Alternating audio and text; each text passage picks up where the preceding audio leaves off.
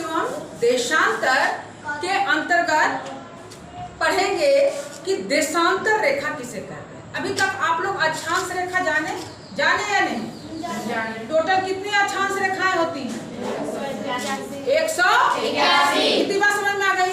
उत्तरी ध्रुव पे 90 डिग्री और दक्षिणी ध्रुव पे 90 डिग्री, यानी कि जितनी डिग्री है उतनी रेखाएं हैं। इतने क्लियर हो गई।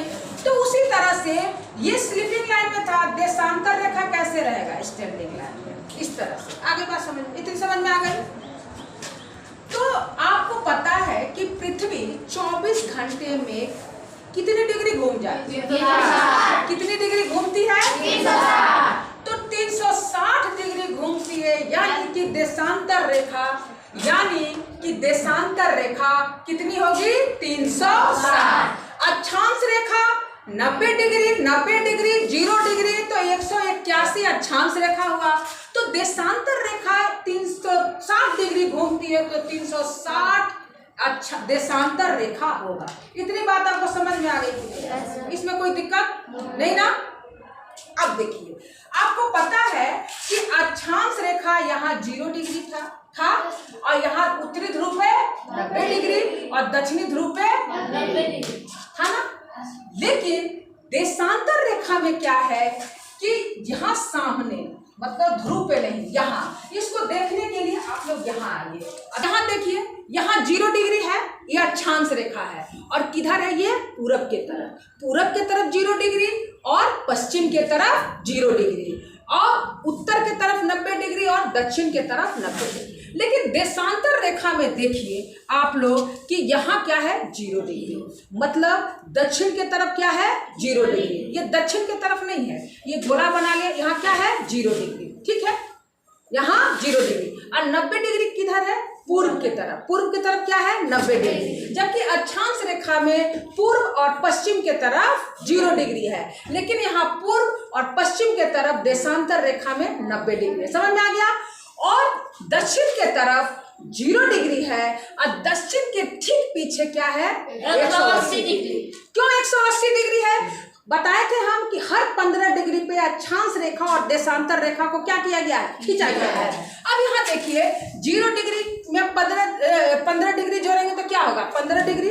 अब 15 में फिर हम 15 डिग्री जोड़ेंगे तो 30, 30 में फिर 15 डिग्री 45, 45 में 15 डिग्री 60, 60 में 15 डिग्री 75, 75 में 15 डिग्री 90 हो गया। फिर 90 में जब हम 15 डिग्री जोड़ेंगे तो 105, और फिर 15 डिग्री 105 में जोड़ेंगे तो 120, और फिर 15 डिग्री तो 135, फिर 15 डिग्री तो 150, फिर 15 डिग्री तो 165, और उसके बाद क्या हो जाएगा? 180। यानी कि 0 डिग्री देशांतर के ठीक पीछे 180 डिग्री देशांतर रेखा होता है। इतनी बात समझ में आ गई?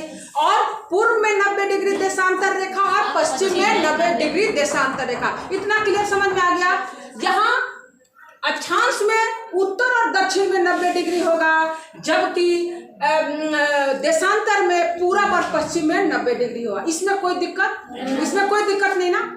अब हम लोग आगे आते हैं। आर्कटिक रेखा हो, ये सब जिस महाद्वीप से होकर गुजरते वहीं से गुजरेगी, उसको बदला नहीं जा सकता है। लेकिन देशांतर रेखा तो घूम रहा है ना। देशांतर रेखा क्या हो रहा? घूम रहा है। तो हम उसको, क्योंकि ये काल्पनिक रेखा है, देशांतर और अक्षांश रेखा क्या है? काल्पनिक रेखा, तो उसको हम किसी भी देश से क्या कर सकते हैं? 0 डिग्री को मान सकते हैं, क्योंकि तभी हम टाइम देख पाएंगे, वो बाद में समझेंगे। तो 0 डिग्री आखिर किस देश से शुरू किया जाए? तो उस समय इंग्लैंड क्या था? बहुत शक्तिशाली था, और वो बहुत सारे विश्व के बहुत सारे देशों को अपना उपनिवेश बनाया था, गुलाम। तो ये हुआ कि नहीं, हम इंग्लैंड से ही क्या करेंगे? 0 डिग्री देशांतर रेखा खींचेंगे, क्योंकि इंग्लैंड से वो देश के बहुत जगह वो क्या होते थे? जाते थे। तो इंग्लैंड में एक जगह है लंदन, और लंदन में एक जगह है ग्रीनविच प्रयोगशाला। वही हम उसको क्या कहते हैं? 0 डिग्री मान लिए हैं, और उसको हम कहते हैं ग्रीनविच लाइन। क्या कहते हैं? Greenwich line. उसको हम 0 डिग्री देशांतर प्रधान देशांतर रेखा भी कहते हैं। जैसे हम 0 डिग्री अक्षांश रेखा को विषुवत रेखा भी कहते हैं, भूमध्य रेखा भी कहते हैं, उसी तरह इसको 0 डिग्री देशांतर या प्रधान देशांतर कहते हैं। इंग्लिश में प्राइम लॉन्गिट्यूड कहते हैं, उसको प्रधान यमोत्तर भी कहते हैं, प्राइम मेरिडियन भी कहते हैं। और ग्रीनविच लाइन क्यों कहते हैं? क्योंकि जैसे मान लीजिए आप लोग भारत में हैं, भारत के उत्तर प्रदेश में है, उत्तर प्रदेश के गोरखपुर जिले में है। आप गोरखपुर जिले में कहाँ पे हैं? आप बालाघाट में। उसी तरह से ये लंदन का ये ग्रीनविच जगह है जहाँ एक प्रयोगशाला है, वहीं से ये 0 डिग्री देशांतर रेखा होकर क्या होती है? गुजरती है। इतनी बात समझ में आ गई कि यहीं से हम लोग क्या करते हैं? समय को लेते हैं। अब कैसे समय देखेंगे इसको अभी हम लोग बाद में समझेंगे, पहले देशांतर रेखा को हम लोग देख लेते हैं। और इसमें आप लोग आइए, ये देखिए, इसको मैं बनाई हूँ। ये आपका 0 डिग्री प्राइम क्या है? मेरिडियन। 0 डिग्री प्राइम है। और ये आपका क्या है? 0 डिग्री विषुवत रेखा है। 0 डिग्री क्या है? विषुवत रेखा है। और ये देखिए, यहाँ से यहाँ तक ये जो येलो है, यहाँ से यहाँ तक 90 डिग्री क्या है? देशांतर रेखा। 90 डिग्री क्या है? देशांतर। ये 30 डिग्री हम क्या दिखाए हैं? अक्षांश रेखा दिखाए। क्या दिखाए हैं? अक्षांश रेखा। तो अब आप लोग समझेंगे कि कैसे हम टाइम देखेंगे। टाइम देखने के लिए पहले एक चीज आपको जानना है, कितनी डिग्री घूम जाती है? 360 डिग्री क्या हो जाती है? घूम जाती है। ठीक है, 24 घंटे में। कितने में?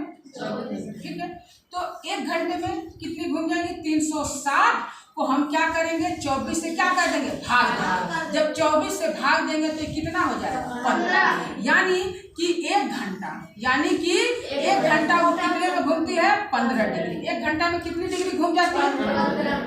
अब 15 डिग्री कितने मिनट में घूमती है, ये जानने के लिए आपको क्या करना पड़ेगा? अच्छा, ये बात 15 डिग्री, क्या 1 घंटे को हम 60 मिनट लिख सकते हैं? लिख सकते हैं 60 मिनट। 1 घंटे को क्या लिख दिए? 60 मिनट। तो 15 डिग्री वो 60 मिनट में घूमती है। तो 1 डिग्री वो कितने में? तो 60 को क्या करेंगे? 15 से भाग देंगे। 60 को क्या करेंगे? 15 से भाग दे देंगे। तो क्या होगा? 4। क्या होगा? 4 मिनट। यानी कि पृथ्वी 1 डिग्री कितने मिनट में घूम जाती है? 1 डिग्री कितने मिनट में? 4 मिनट। कितनी बात समझ में आ गई आप लोगों को? ये समझ में आया कि नहीं? ये आएगा तभी हम लोग जानेंगे कि हम लोग टाइम कैसे देखते हैं। कि अभी भारत में इस समय 9 बज रहा है, तो बाकी के देशों में क्या टाइम होगा, ये जानने के लिए पहले हम लोग जानेंगे कि भारत कितनी देशांतर रेखा पर आता है। जब हम जानेंगे कि भारत इस देशांतर रेखा पे आता है तभी तो हम निकाल पाएंगे। इतनी बात समझ में आ गई? अब कल हम लोग सीखेंगे निकालना, कि किस तरह से हम लोग निकालेंगे कि भारत का देशांतर रेखा क्या है। और अभी भारत में ये समय ये चार्ट में आप लोग के लिए बनाएंगे, ये देख लीजिए। इसी से हम लोग कैलकुलेट करेंगे कि यहाँ पे देखिए, यहाँ पे भारत है हमारा, यहाँ पे क्या है? भारत है। आइए, भारत है, और यहाँ से आगे और यहाँ से पीछे, ये मैं कल आप लोग को समझाऊंगी, क्योंकि अभी इसी को आप लोग कैलकुलेशन अपने दिमाग में